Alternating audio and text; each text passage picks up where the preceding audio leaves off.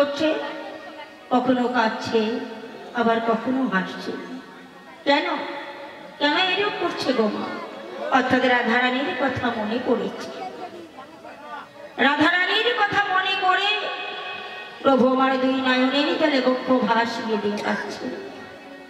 আর এদিকে কিছুক্ষণ পরে সবাইকে ডেকে ডেকে বলছে কি যে কে কে যাবি আয় গো তোরা, কে যাবি আয় গো তোরা, কে যাবি আয় গো তোরা, কে যাবি আয় গো তোরা, সূর্য পূজা করিতে যাব, কে যাবি আয় গো তোরা, সূর্য পূজা করতে যাব, কে যাবি আয় গো তোরা, সূর্য পূজা করিতে যাব, কে যাবি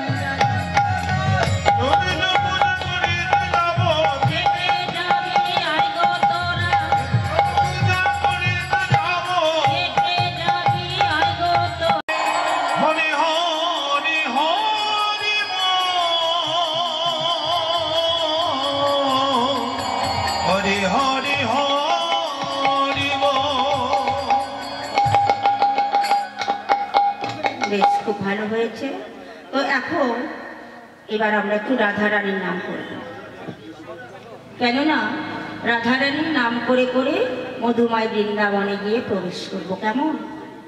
রাধারানীর নামটা এই জন্যই নেব, কারণ হচ্ছে বৃন্দাবনটি হচ্ছে রাধারানীর রাজত্ব। তাই ওনার যদি নাম করে আমরা মধুময় বৃন্দাবনে প্রবেশ করি, তাহলে নিশ্চয়ই একটু না হলে একটু কৃপা পাবো, তাই তো? তো বলেন তো, রাধারানী কি জয়, রাধারানী কি জয়, রাধারানী কি জয়। জয় রাধে, জয় রাধে, রাধা নাম জপা করো, কৃষ্ণ রসনা প্রিয়া করো, রাধে রাধা নামে জপা করো, কৃষ্ণ রসনা প্রিয়া করো, রাধে রাধে নাম জপ করো, কৃষ্ণ নামে রস প্রিয়া করো, রাধে রাধা নাম জপ করো, কৃষ্ণ নাম রস প্রিয়া করো, জয় রাধে রাধা নামে জপা করো, কৃষ্ণ রসনা প্রিয়া করো, জয় রাধে, জয় রাধে, রাধা নাম জপ করো, কৃষ্ণ নাম রস প্রিয়া করো, জয় রাধে রাধা নামে জপা করো, কৃষ্ণ রসনা প্রিয়া করো, জয়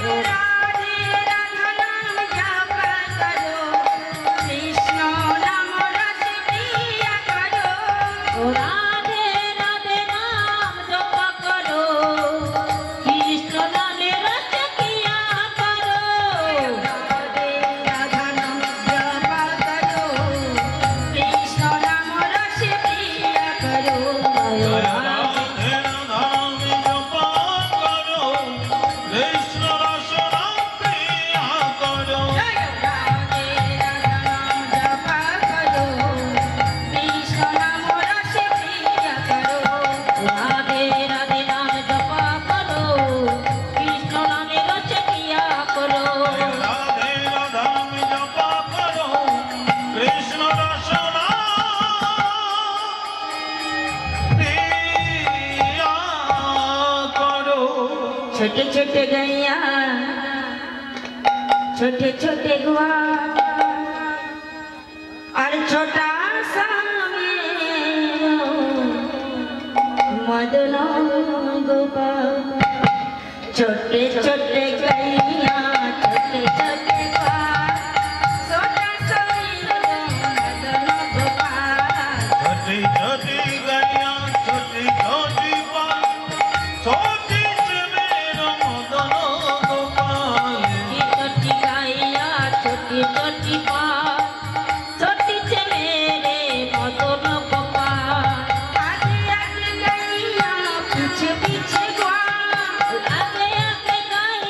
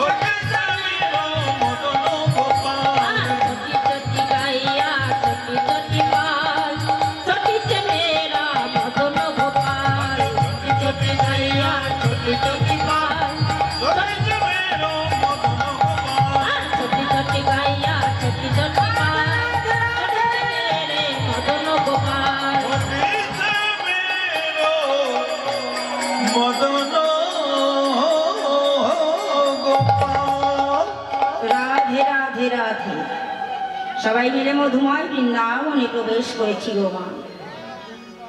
সময় সংকীর্ণ, তাই তাড়াতাড়ির মধ্যে লীলাকে এগিয়ে নিয়ে যেতে হবে। তো মধুময় বৃন্দাবনে এসে আমরা প্রবেশ করেছি। এই শ্রীরাম মধুময় বৃন্দাবন, শ্রীমতী রাধারানী তিনি বসত করতে কৃষ্ণ বাদিনীর ঘরে গেলেন। তাই কি করেছিলেন, অতি তাড়াতাড়ির মধ্যে রন্ধন আদি সমাপ্ত করে ঘরের বাহির হলেন। ঘরের বাহির হয়ে তিনি চলে গেলেন ফুল বাগান। ফুল বাগানে গিয়ে 64টি ফুল গাছ থেকে 64 রকমের ফুল চয়ন করে ও মা অনুরাগের সুতো দিয়ে একটি সুন্দর করে মালা বাঁধলেন। মালাখানি গেতে হাতে করে নিয়ে পথের মাঝখানে গিয়ে দাঁড়িয়েছে।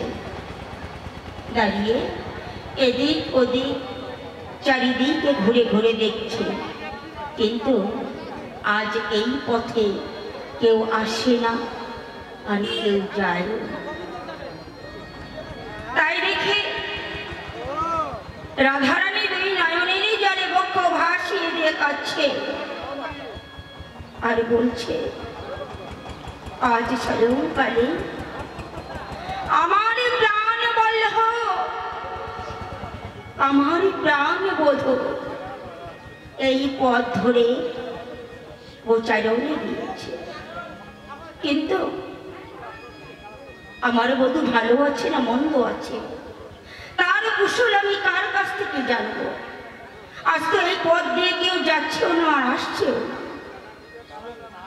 বলতে বলতে আর একটু দূরে লক্ষ্য দিয়ে দেখলে ওই পথ ধরে তুলসী আসছে। বিলম্ব না করে অতি তাড়াতাড়ির মধ্যে রাধারানী তার প্রিয় সখী তুলসীকে ডাকতে লাগলেন, তুলসী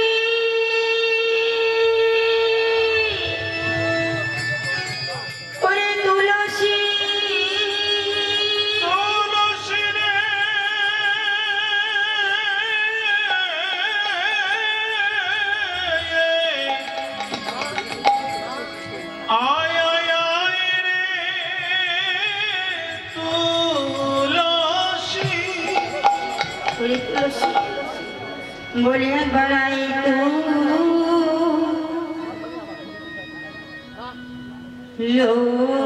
लोशी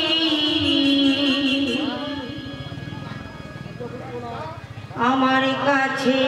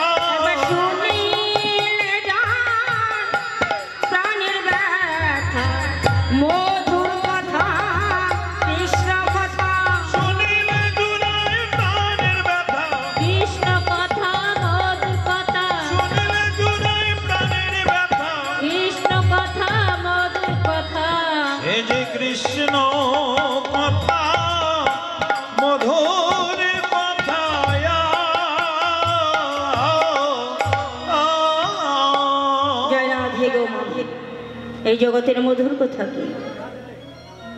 কৃষ্ণ কথা। যাহাই কৃষ্ণ কথা তাহাই হচ্ছে মধুর কথা গো মা। আর যত কথা আছে সব বাজে কথা, কারণ হাটের কথা, রাস্তার কথা, আর এই কৃষ্ণ কথা আর আসলে আন কথা, এগুলো সব বাজে কথা। কেন? এখানে বলছে যাহা কৃষ্ণ কথা তাহাই হচ্ছে মধুর কথা। তাই এবার কি করলেন তুলসীকে বলছে, তুলসী রে সত্যি যাবি তো? তুলসী বললেন ঠিক আছে, তুই কোনো চিন্তা করিস না, তোকে কোনো চিন্তা করতে হবে না, আমি তোকে কথা দিলাম আমি যাব, গিয়ে তোর বধূর কুশলে জেনে তারপর তোকে এসে বলবো, কেমন? রাধারানী বলছে যাবি তো ঠিক, কিন্তু কখন যাবি? যখন তখন গেলে কিন্তু আমার বধূর সঙ্গে দেখা হবে না। আর বধূর সঙ্গে দেখা করতে হলে কি করতে হবে জানিস? আরে সময় বুঝিয়া সরস হইয়া মিলবি না গোরকা। আর সময় বুঝিয়া সরস হইয়া মিলবি না গোরকা।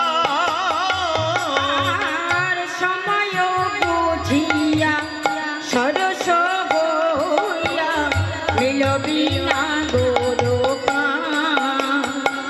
আর সময় বুঝিয়া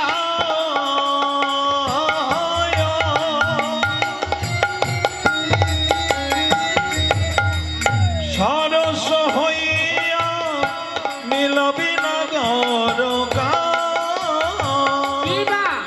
চতুর নিকটে কহবি কপটে রাখবি আপন মা।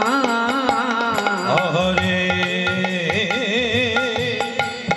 বধুর নিকটে কহবি কপটে রাখবি আপন মা। চতুর নিকটে কহবি কপটে রাখবি আপন মা। বধুর নিকটে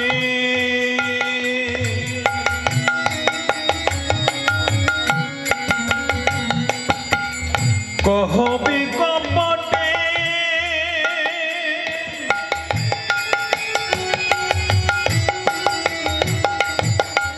রাখবি আপন মা।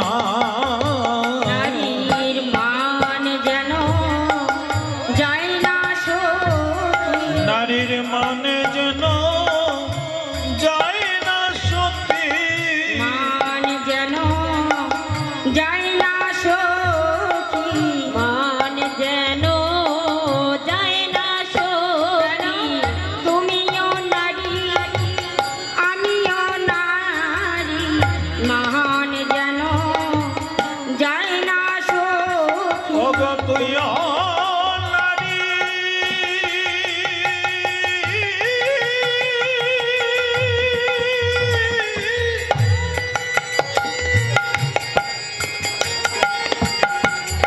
আমিও নারী। নারীর মানে যেন যায় না সখী।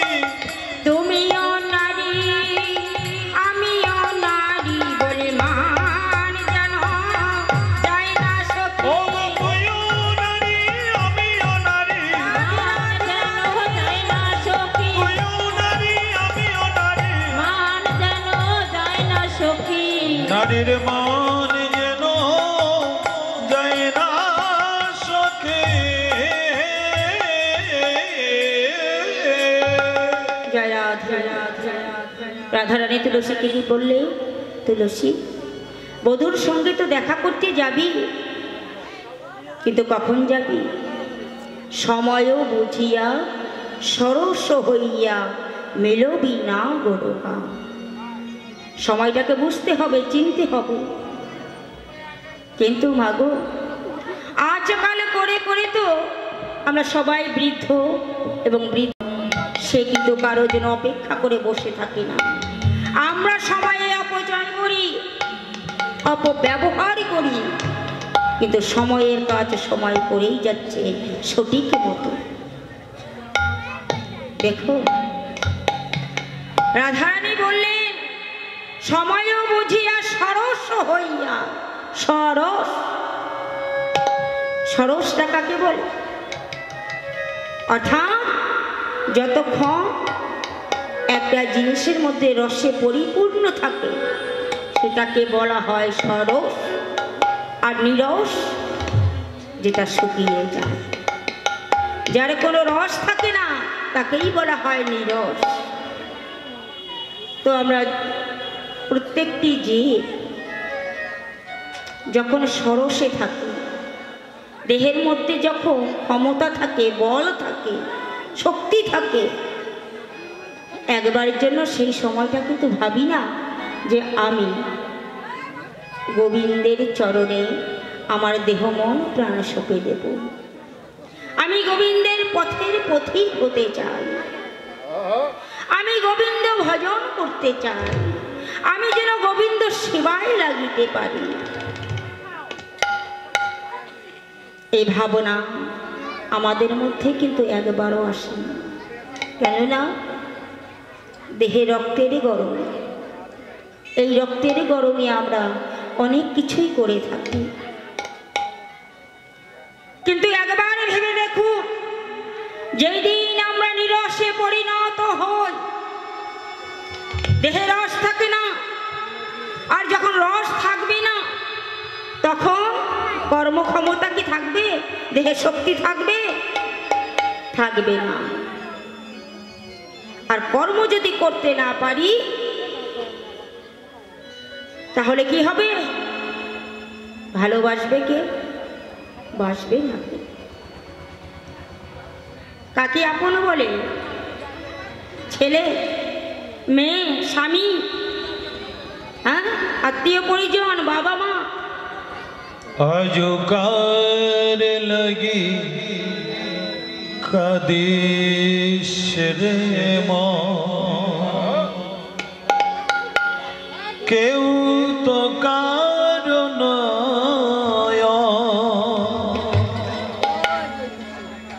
কার লাগি কাদিস রে মন, কেউ তো কারণ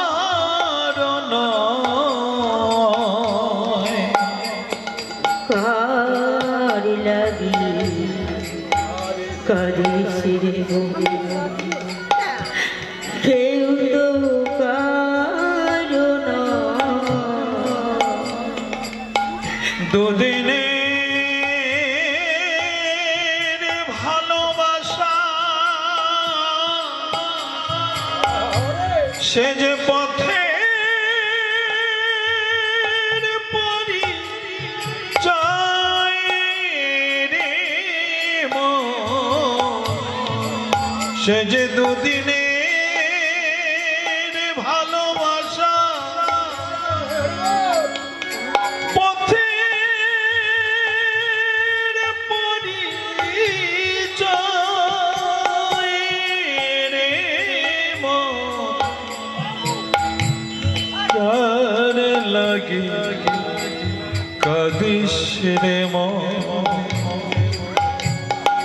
আজ কেউ তো কারণ কার লাগি কাদিস রে মন। কার জন্য? কার জন্য এত কষ্ট? কার জন্য এত পরিশ্রম? স্ত্রী বলো, স্বামী বলো, কেউ তো কারণ রে মন, আজ